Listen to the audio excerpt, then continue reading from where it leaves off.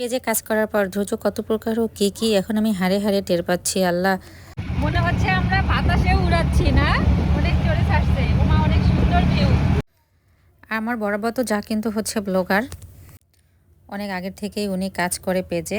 তো হঠাৎ করে উনি এসে বলতেছে যে ওনার পেজে নাকি একটা ইস্যু আসছে। কিছুদিন আগেও একটা ইস্যু আসছিল, তো হচ্ছে উনি ওটা ডিলিট করে দিয়েছে আর কি, রিপোর্ট করেছিল। আবার 2 দিন পর সেম একটা ইস্যু আসছে। তো ইস্যুটা পড়ে দেখলাম ফেসবুক টিমকে 48 ঘন্টার মধ্যে রিপোর্ট না করলে পেজটা নাকি ডিলিট করে দেবে। তো আসলে এটা নিয়ে একটু টেনশন হওয়ারই বিষয়। তো এই জন্যই হচ্ছে আমরা মোবাইলের ইস্যুর ডাক্তার দেখানোর জন্যই আর কি রওনা করলাম অনেক দূরে। তো অনেক সুন্দর একটা রাস্তায় যে দেখেন, রাস্তার চারপাশে হচ্ছে কি সুন্দর গাছ আর অনেক বড় বড় দোলা আর অনেক সুন্দর সুন্দর ভিউ। দোলার মাঝখানে আবার কি সুন্দর পাহাড়ের মতো দেখতে। আর এদিক দিয়ে দেখতেছি কৃষকরা হচ্ছে আলু তুলতেছে। আলুগুলো আবার পানি দিয়ে পরিষ্কার করার পর হচ্ছে রোদ্রে শুকাতে দিচ্ছে, শুকানোর পরে হচ্ছে আবার ওগুলো বস্তা করতেছে। আর এদিক দিয়ে তো মাঝপথে এসে আমাদের গাড়িটা আবার খারাপ হয়ে গেল। বলে না, যখন বিপদ আসে তো চারপাশ থেকেই আসে। তো আমরা কিন্তু যাচ্ছি, এটা হচ্ছে গাইবান্ধার রাস্তা। এই এলাকাটাকে বলে হচ্ছে গোবিন্দগঞ্জ। আর আমরা যাব হচ্ছে কামদিয়া বাজারে। আর অনেক জায়গায় আলু তুলে হচ্ছে কৃষকরা কিন্তু হচ্ছে রোয়া লাগাচ্ছিল। যাওয়ার সময় হচ্ছে আমরা অনেক টেনশনেই ছিলাম, কারো মুখে হাসি ছিল না।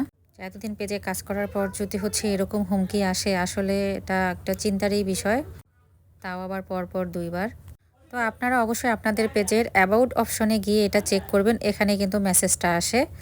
আসলে অনেক দিন পর এরকম ফাঁকা জায়গায় গেলাম আর কি, গ্রামের মধ্যে এরকম 2 পাশে হচ্ছে বড় বড় দোলা। আমরা কিন্তু হচ্ছে দোলা বলে থাকি, আপনারা কে কী নামে বলেন অবশ্যই একটু জানাবেন।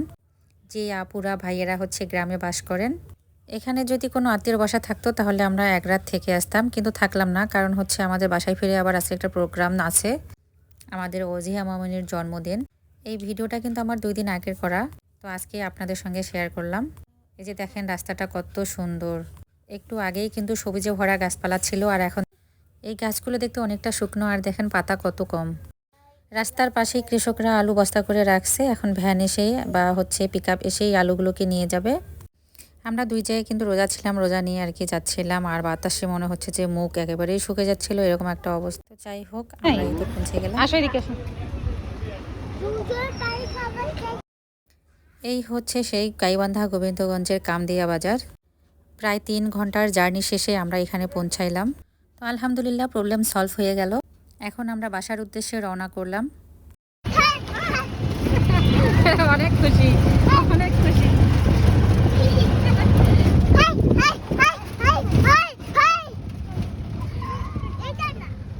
আসলে ওটা কোনো ইস্যুই ছিল না, হ্যাকাররা হ্যাক করার জন্য এই মেসেজটা পাঠিয়েছিল। তো আপনারা সতর্ক থাকবেন। আজকের ভিডিওটা আমার এই পর্যন্তই। ধন্যবাদ সবাইকে, আল্লাহ হাফেজ।